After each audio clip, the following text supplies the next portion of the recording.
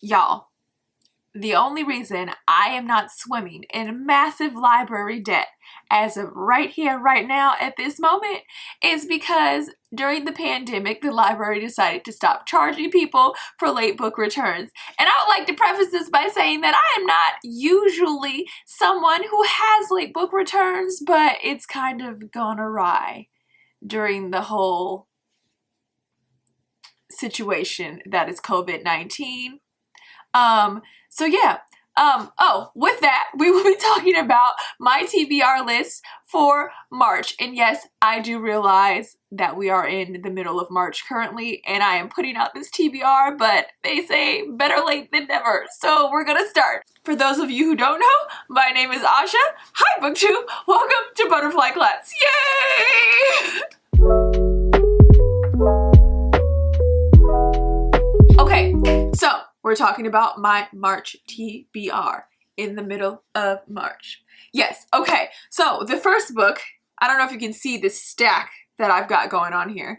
The first book that I have to read for the rest of March is Legendary by Stephanie Garber. I read Caraval, loved it, had me on my toes. I then rented this from, check this out, from the library, not rented. Check this, it's not a video store. Anybody who, shout out to Blockbuster back in the day. So I checked this out from the library, and I was very excited to read it. And then, like most people who read, I got distracted by another shiny book and read that instead, and then read another one after that. And then I kind of went into a reading slump, you guys, that I'm actually just now coming out of. Like for the last 2 months, I have read like maybe one book, which if you know me is fracking weird because I'm like one of those like minimum 10 books a month girls, plus fan fictions, plus things on Webtoon. So yeah, but yeah, really excited to get into Caraval. Nope. Legendary. Really excited to get into Legendary and see what is happening in volume dos. This one is following Donatella Dragna.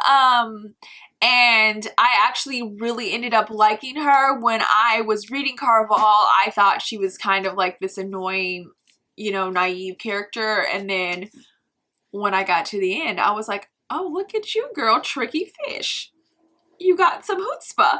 So yeah, I actually really liked her, and so I'm excited to read her story and to find out what happens to her. Set that there. The next book that I'm reading is Simon versus the Homo Sapiens Agenda. It's Simon versus the Homo Sapiens Agenda. I'm sorry, I had to look at that one again because I only know it as Love, Simon.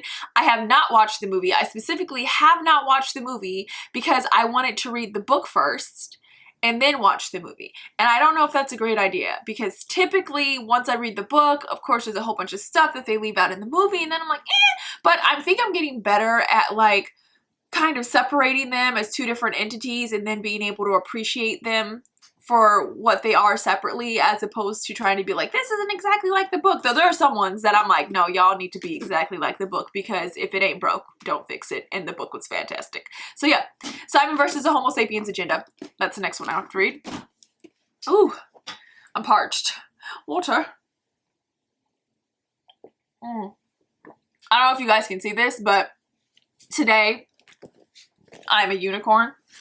Show you a close up of that. Focus, focus. There it is.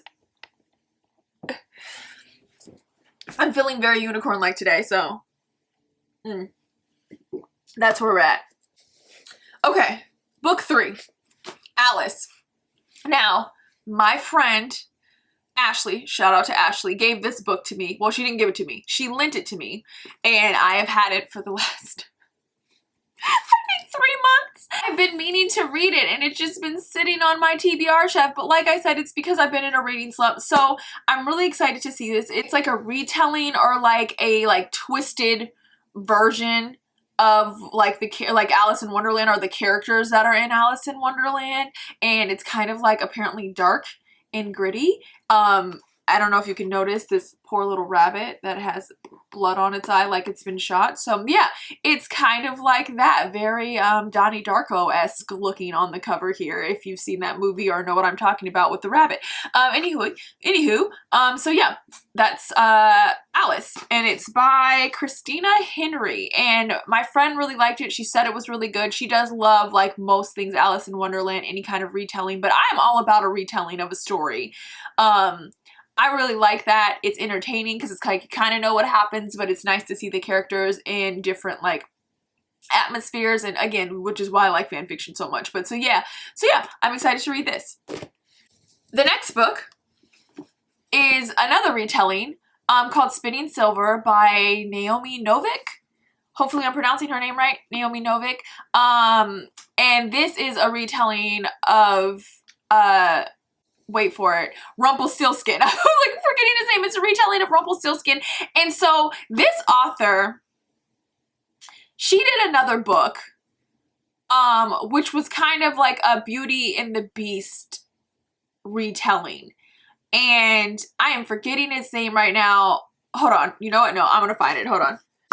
Uprooted. That's what it was. Uprooted was the other one. And I read that book and I gave that book a rating. If you've seen my previous video, if you haven't, I'm going to link it up here about my rating system, and it explains what butterfly claps means and all of that stuff. But I gave it a rating of like so bad that it's good.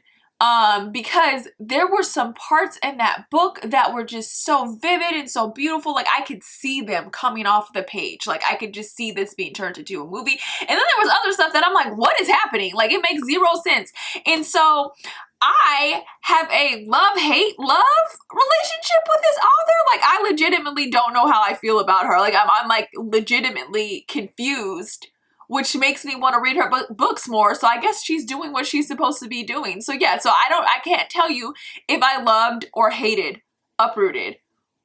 So I tend to lean towards love if I can't figure it out. So yeah, so there's that book. So I do recommend that book. It's really good and also really like, what? So yeah, but anyway, this is Spinning Silver. This is the second one, and I don't think they're like a series. I'm actually not sure. Don't quote me on that. But like, so this is the second one in that vein. Again, lent to me by my dear friend Ashley. Thank you. Actually, I think the next 3 books are. So yes, she has been my library during the pandemic. So yeah, Spinning Silver. Really want to read this because if anything else, I know it's going to keep me entertained. So yeah. The next 3 books that I'm reading or hoping to read by the end of March are the Darker Shade of Magic trilogies. Yes, so let's see if I can hold them all. Ugh. And last one. Oh, the struggle's real. Okay, yes, all 3. So we have A Darker Shade of Magic, A Gathering of Shadows, and A Conjuring of Light. So let me start. Let's be real with this series. I know that I'm going to love it because I have actually started reading it. I am actually like 157 pages in on this book. So, and I just like stopped. I guess it's like a sneak peek review. The problem that I'm having with this book is that the main female character, I'm legitimately forgetting her name right now. Yep, nope, can't find it. Okay, the main female character is driving me absolutely nuts. Like, she is like, oh, so, I don't know. She's so aggravating and like, she's just irresponsible, and like I like spunky, hard-hitting female characters that are like, I'm a boss bee. I'm like, yes, do that, be that. I like this for us. But she's just like young and doesn't really know what she's talking about, but is throwing all of this like confidence behind it, and that would be great if she wasn't doing things that would like ruin the world or get everyone else killed. And I don't like those characters. I don't like any characters, be it male, female, who like who do things with confidence, but are just like effing things up all over the place and don't seem to care. So my problem is that, and I've been told that if I just get through this book, I'm going to eventually she gets better, and that is what I'm hoping. And then I've been told that like I would be really excited about the other two books, and I believe that because I actually really like the writing in this book. And I like this storyline. It's fracking cool, but that character, and I'm forgetting her name because I remember the guy's name. His name is Kel, and I like him. Obviously, because she's traumatized me with her irresponsibility, I have blocked out her name for self-preservation.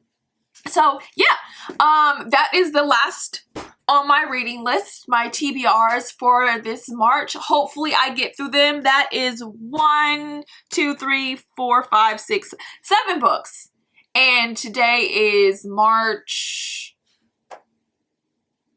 13th. So I'm going to have to do them all. Oh, also, I'm missing one for my TBRs because I'm supposed to read. I'll be right back. Don't move. Oh, okay, I'm back. The other one, the last one. Act Your Age, Eve Brown by Talia Hibbert, or Talia Hibbert. I don't know if she pronounces it Talia or Talia. But yeah, I'm reading this as well because it just came in the mail yesterday. And I was gonna read it yesterday, but I did not. I love her writing. I think I've read 7 of her books thus far. Well, I guess this will be the 7th technically. I'm already anticipating that it's going to be great. The Brown sisters have been fan-freaking-tastic. Like, I love each one more than the first. The first one, I think, was Get a Life, Chloe Brown. The second one was Take a Hint, Danny Brown. And then this is the third one, Act Your Age, Eve Brown. And I was really excited to read about her character because she was really funny and really interesting in the first book, Chloe Brown. And yeah, I just really like how she develops these characters. And I like that she like always is like doing books about like, she writes books about like underrepresented people. Like they're the main characters. Like either the characters have some form of like physical impairment, but I like that she writes these characters and it's like if you don't know anyone who is facing any of those difficulties, you kind of like have this preconceived idea of what they're like, and it kind of, and I know this isn't necessarily like an accurate description of how each impairment manifests itself, but it's cool because you see how similar you are and that you all have the same problems. You know, there are many people out there dealing with many different things, and I like that she touches on those things. Chloe Brown, I was dealing with like severe fibromyalgia, which has been stigmatized because people don't think it's real sometimes. And one of her characters in her other books was on the spectrum, and I think actually in this book, Eve Brown, I think she's on the spectrum. Oh, there's my cat, Simon. And in the other books, you're dealing with people who have been like mentally abused and whatnot. So yeah, oh, yep, here comes Simon, everybody. But yeah, I really like her. And I already highly recommend this book, even though I haven't read it yet. And I'm going to do a review on it because of how much I like it. I'll do a review on the whole series. But yeah, so that's it. So these are my books for March. So that's 1, 2, 3, 4, 5, 6, 7, 8. Crossing my fingers, hoping I can do it. In my March wrap up, I will let you know if I completed it. Yeah, so that's it. I hope you guys enjoyed this episode. I will see you next time, friends, fellow bookworms, guys and gals, until we meet again. For the love of tea, books, nope, for the love of books, tea, socks, and cats. Speaking of socks, new socks, guys. They're really cute. Well, I need to do a better, I need like a sock camera. Can you see them? That was a serious struggle trying to show those socks. But anyway, until next time, I'll see you guys later. Bye-bye.